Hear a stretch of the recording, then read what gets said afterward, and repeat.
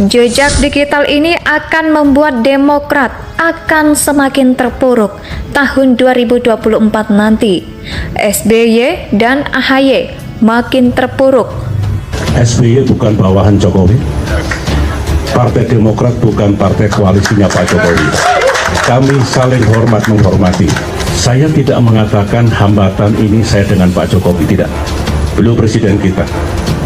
Tetapi jangan mensimplifikasi, mereduksi dan kemudian menggeser persoalan seolah-olah hambatan itu saya dengan Pak Jokowi, tidak. Kasus korupsi yang demikian masif menerpa hampir seluruh petinggi dan bahkan hingga yang tertinggi dari partai itu telah membuat rakyat muak. Dari dalam struktur partai ada mantan ketua umum, bendahara umum, sekretaris majelis tinggi, bahkan hingga anggota dewan pembina pun terseret. Terlalu banyak kader mereka terseret justru di saat periode kedua mereka berkuasa. Serentak rakyat berpaling dan tidak lagi mau memilih partai tersebut pada pemilu 2014. Demokrat langsung terjun bebas. Kajian-kajian untuk membandingkan dua pemerintahan di Indonesia, mencari yang terbaik adalah hal yang positif bila kita lihat dari angle yang positif. Mengapa demikian? Bila kajian ini selesai, maka ini akan menjadi legacy pemerintahan Pak Jokowi dan pemerintahan Pak SBY sekaligus untuk digunakan perbaikan-perbaikan pembangunan yang akan dilakukan oleh presiden-presiden selanjutnya. Indonesia sejak dulu kala tetap dipuja-puja bangsa. Beberapa jejak digital kelakuan para elit Demokrat, mulai dari SBY dan pengikut setianya, sehingga rakyat akan menilai sendiri bagaimana kelakuan mereka selama ini. Bagi yang indah bahkan bisa ikut berkomentar juga di kolom komentar. Saya tunggu yang pertama, SBY bisa berbangga hati bahwa beliau pernah memimpin Indonesia selama 10 tahun atau 2 periode. Ya, tapi itu dulu. Sekarang Presiden Jokowi juga sedang memimpin pemerintah Indonesia yang sah untuk periode kedua. Kepemimpinan SBY selama 2 periode ini juga bisa menjadi bumerang. Hanya kenapa ya? Karena setelah kepemimpinan SBY selama 10 tahun lamanya, kita bisa melihat banyak proyek yang mangkrak. Salah satu mahakarya proyek mangkrak yang akan dikenal oleh seluruh rakyat Indonesia dan pemerintahan SBY adalah proyek pembangunan. Yang lucunya SBY tidak mau jika Hambalang dikatakan proyek mangkrak pada tahun 2016. Tetapi pada tahun 2018, SBY malah meminta agar proyek Hambalang tidak dikaitkan dengan dirinya dan Partai Demokrat. Biasa saya sampai sakit perut ya karena saking ngakaknya, nggak mau katanya kalau dihubung-hubungkan dengan SBY dan Partai Demokrat. Lah, yang korupsi dari partai mana kan begitu toh? Gitu, selain saking banyaknya elit Demokrat yang terlibat kasus korupsi, maka iklan Demokrat juga menjadi guyon rakyat Indonesia. Coba ingat-ingat slogan yang katakan tidak pada korupsi, tetapi faktanya hampir semua orang dalam iklan Demokrat tersebut ditangkap oleh KPK terkait kasus korupsi, sehingga slogannya diplesetkan menjadi katakan tidak, padahal korupsi. Tetap rakyat Indonesia juga tidak akan pernah lupa tentang mafia minyak dan gas di masa pemerintahan SBY. Dengan yang tidak tersentuh hukum di masa pemerintahan SBY, mantan anggota tim reformasi tata kelola migas Fahmi Radi pernah mengatakan jika nama mereka tak pernah tersentuh oleh KPK karena ada unsur kedekatan antara Mr. Untouchable.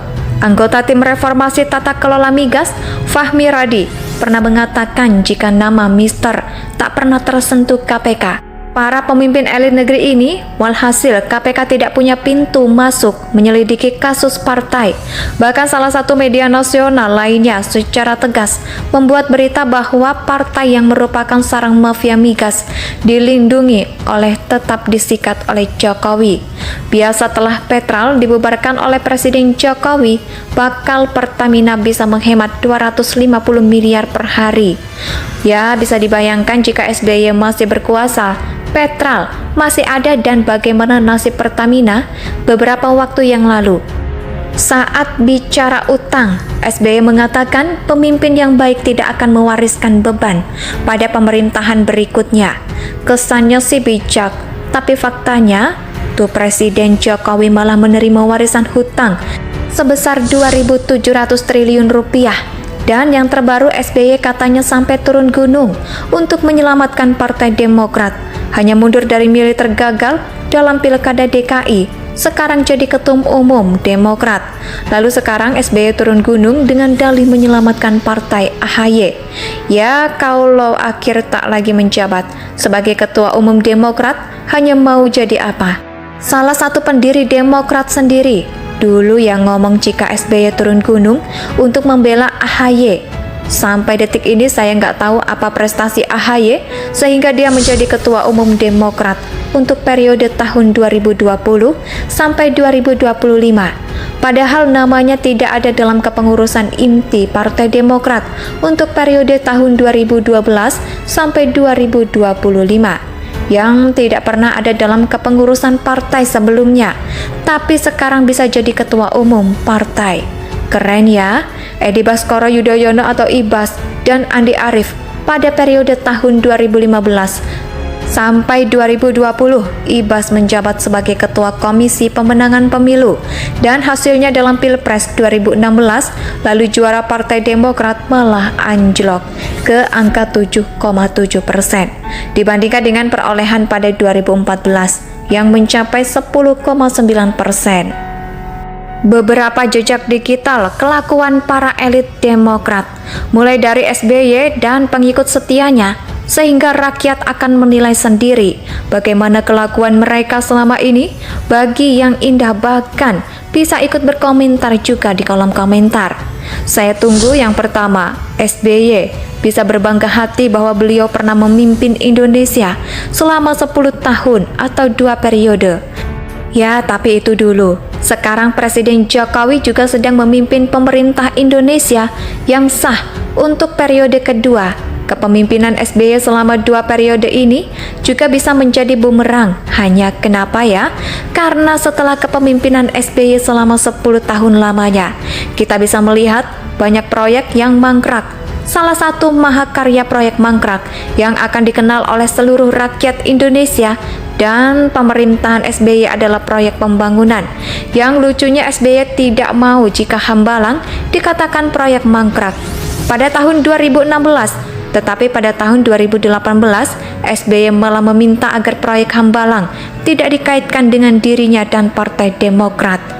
Biasa saya sampai sakit perut ya karena saking ngakaknya, nggak mau katanya kalau dihubung-hubungkan dengan SBY dan Partai Demokrat. Lah, yang korupsi dari partai mana kan begitu toh? Gitu, selain saking banyaknya elit Demokrat yang terlibat kasus korupsi, maka iklan Demokrat juga menjadi guyon rakyat Indonesia. Coba ingat-ingat slogan yang katakan tidak pada korupsi, tetapi faktanya hampir semua orang dalam iklan Demokrat tersebut ditangkap oleh KPK terkait kasus korupsi sehingga slogannya diplesetkan menjadi katakan tidak, padahal korupsi.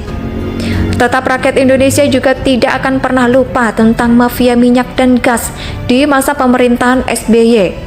Dengan yang tidak tersentuh hukum di masa pemerintahan SBY, mantan anggota tim reformasi tata kelola migas Fahmi Radi pernah mengatakan jika nama mereka tak pernah tersentuh oleh KPK karena ada unsur kedekatan antara Mr. Untouchable. Anggota tim reformasi tata kelola migas Fahmi Radi pernah mengatakan jika nama Mister tak pernah tersentuh KPK. Para pemimpin elit negeri ini, walhasil KPK tidak punya pintu masuk menyelidiki kasus partai. Bahkan salah satu media nasional lainnya secara tegas membuat berita bahwa partai yang merupakan sarang mafia migas dilindungi oleh tetap disikat oleh Jokowi. Biasa setelah Petral dibubarkan oleh Presiden Jokowi, bakal Pertamina bisa menghemat 250 miliar per hari. Ya, bisa dibayangkan jika SBY masih berkuasa, Petral masih ada dan bagaimana nasib Pertamina. Indonesia tanah air beta